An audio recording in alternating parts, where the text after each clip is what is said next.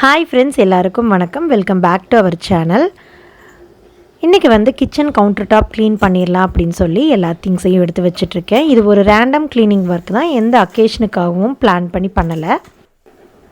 Monthly twice ஆகுது நம்ம kitchen counter டாப்பை deep clean பண்ணிடுறது நல்லது. அப்போ தான் ரொம்ப க்ளீனாக நீட்டாக மெயின்டைன் பண்ண முடியும்.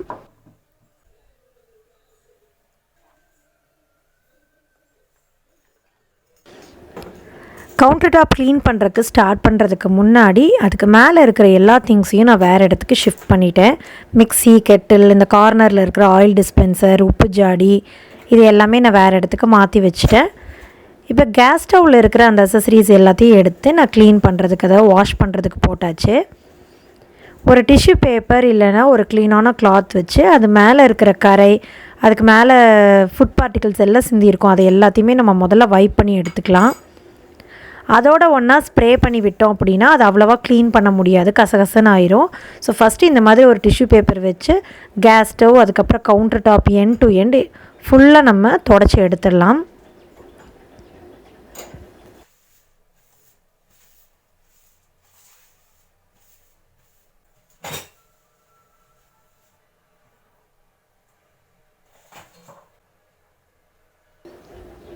கவுண்டர் டாப், கேஸ் ஸ்டவ் இதெல்லாம் க்ளீன் பண்ணுறதுக்கு இன்றைக்கி காலின் ஸ்ப்ரே தான் யூஸ் பண்ணுறேன். எப்போவுமே இந்த மாதிரி ஸ்ப்ரே யூஸ் பண்ணுறப்போ பர்னரில் டைரக்ட் கான்டாக்ட் இல்லாமல் இருக்கிறது ரொம்பவே சேஃபாக இருக்கும். அதே மாதிரி கேஸ் ஸ்டவ் எல்லாம் ஸ்விட்ச் ஆஃப் பண்ணிவிட்டு அதுக்கப்புறமா இதெல்லாமே ஸ்ப்ரே பண்ணி விட்டுக்கலாம். Wall tiles, counter top, gas stove இது ஃபுல்லாகவே ஸ்ப்ரே பண்ணி விட்டுட்டேன்.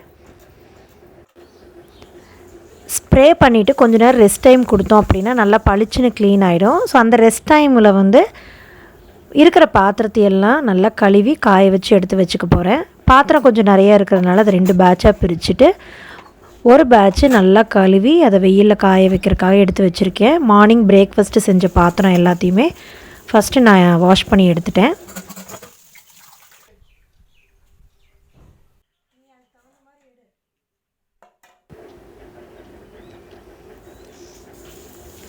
செகண்ட் பேட்ச் பார்த்திங்கன்னா கேஸ் அசசரிஸ், அதுக்கப்புறமா உப்பு ஜாடி, சால்ட்டு, பெப்பர் கண்டெய்னர், இது எல்லாமே நான் கழுவி காய வச்சுக்க போகிறேன்.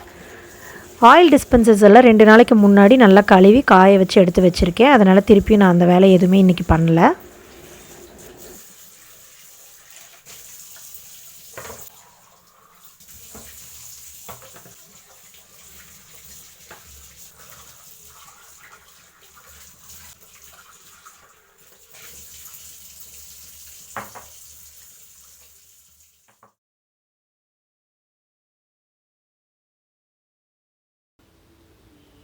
அதே மாதிரி இடிக்கல் எல்லாத்தையும் வாஷ் பண்ணியாச்சு. இடிக்கல் மட்டும் ஏன் விடுவேனா அப்படின்னு சொல்லி அதையும் நல்லா கழுவி வச்சுட்டேன்.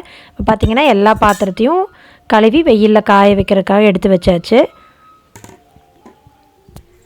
இப்போ நான் கவுண்டர் டாப் க்ளீன் பண்ணுறதுக்கு முன்னாடி சிங்க் ஏரியாவை நல்லா கழுவி எடுத்துக்க போகிறேன். ஃபஸ்ட்டு தண்ணி ஊற்றி அதில் இருக்கிற வேஸ்ட் எல்லாமே எடுத்துடலாம். எடுத்ததுக்கப்புறமா இந்த மாதிரி ரவுண்டு ஸ்க்ரப்பு யூஸ் பண்ணி அந்த கார்னர்லாம் தேய்க்கிறதுக்கு ரொம்பவே கன்வீனியண்ட்டாக இருக்கும்.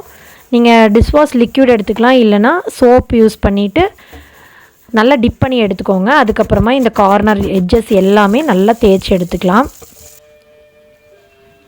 சிங்க் ஏரியாவுக்கு மேலே இருக்கிற வால் டைல்ஸ், அதே மாதிரி பைப்பு, இந்த டேப், இது எல்லாமே ஃபுல்லாக இந்த சோப் வச்சு க்ளீன் பண்ணிக்க போகிறோம்.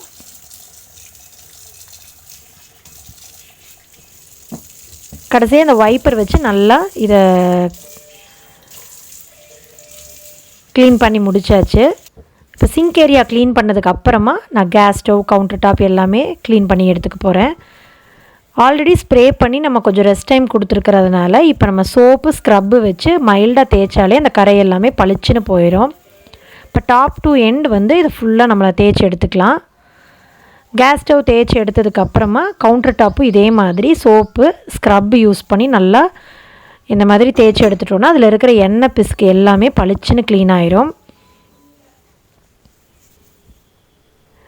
இப்போ இந்த ஆன் ஆஃப் பட்டன் கிட்ட பார்த்திங்கன்னா இந்த எட்ஜஸில், இந்த இடுக்கில் எல்லாத்துலேயுமே எண்ணெய் பிஸ்கு அப்படியே ஸ்டாக் ஆகிருக்கும். அது இந்த டூத் பிக் இல்லைனா ஷார்ப்பான குச்சி வச்சு இந்த மாதிரி நல்லா தேய்ச்சி எடுத்திங்கன்னா அது ஃபுல்லாகவே க்ளீன் ஆகிடும். அதெல்லாம் எடுத்து முடிச்சதுக்கப்புறமா ஒரு டிஷ்யூ பேப்பரோ இல்லை துணியோ வச்சு இந்த மாதிரி நல்லா தொடச்சி எடுத்துருங்க.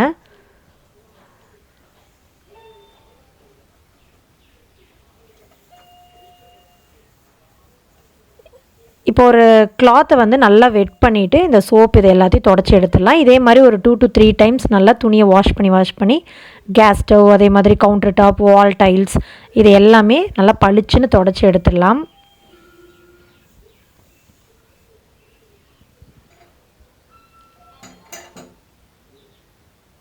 இப்போ கேஸ் ஸ்டவ் இந்த சைடு எடுத்து வச்சுட்டு அந்த இடத்துலையும் எல்லாத்தையும் தொடச்சி முடிச்சாச்சு. பாருங்கள் எவ்வளோ நீட்டாக இருக்குன்னு.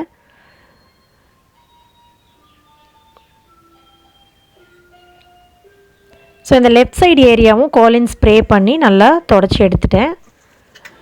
இப்போ லாஸ்ட்டாக பார்த்திங்கன்னா மிக்ஸி வந்து நம்ம க்ளீன் பண்ண போகிறோம். நம்ம டெய்லி சட்னி இல்லை மசாலா அரைச்சிட்டே தான் இருக்கும். ஸோ மிக்சியில் வந்து கண்டிப்பாக அந்த தண்ணி வடிஞ்சு கரை கண்டிப்பாக இருக்கும்.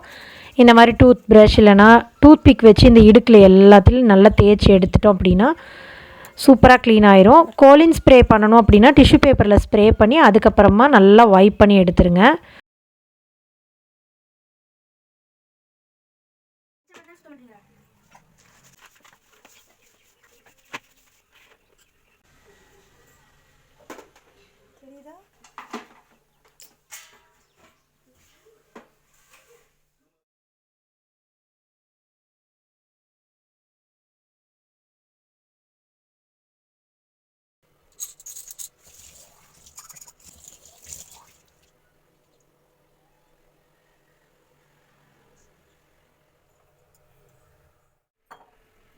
ஸோ இந்த ஒர்க்கெல்லாம் முடிச்சதுக்கப்புறமா நான் ஆயில் டிஸ்பென்சரில் வந்து எல்லாத்தையும் ரீஃபில் பண்ணிக்க போகிறேன்.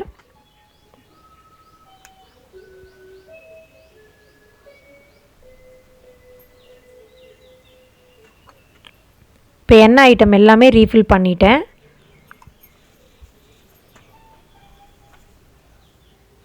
இப்போ கேஸ் அசசரிஸ் எல்லாமே கழுவி காய வச்சு எடுத்து வச்சுருக்கோம். அது எல்லாத்தையுமே வந்து நான் ரீப்ளேஸ் பண்ணிகிட்ருக்கேன்.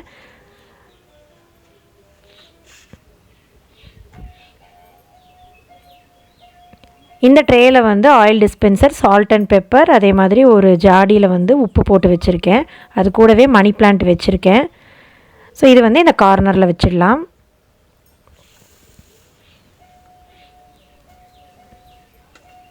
அதே மாதிரி இந்த ஸ்பூன் ஸ்டாண்டும் வாஷ் பண்ணி வச்சுருந்தேன். அதுலேயும் வந்து எல்லாத்தையும் ரீப்ளேஸ் பண்ணிக்கலாம். ஸோ இந்த கார்னரில் வைக்கிற ஐட்டம் எல்லாமே நான் ரீப்ளேஸ் பண்ணிட்டேன். இப்போ இது வந்து எக்ஸ்ட்ரா எண்ணெய் எல்லாம் வந்து இந்த ஸ்டெயின்லெஸ் ஸ்டீல் ஜாடியில் தான் ஊற்றி வச்சுருக்கேன். இதையும் ரீஃபில் பண்ணி ஷெல்ஃபில் எடுத்து வச்சுக்க போகிறோம். So kitchen counter top cleaning works ரொம்பவே சூப்பராக முடிஞ்சிருச்சு. பர்னரையும் ரீப்ளேஸ் பண்ணிட்டோன்னா இங்கே இருக்கிற ஒர்க் எல்லாமே கம்ப்ளீட் ஆயிரும். கண்டிப்பாக இந்த வீடியோ ரொம்பவே யூஸ்ஃபுல்லாக இருந்திருக்கும்னு நினைக்கிறேன். யூஸ்ஃபுல்லாக இருந்திருந்தால் லைக் பண்ணுங்கள், ஷேர் பண்ணுங்கள், மறக்காமல் நம்ம சேனலை சப்ஸ்கிரைப் பண்ணிடுங்க. டாட்டா, டேக் கேர், பாய்.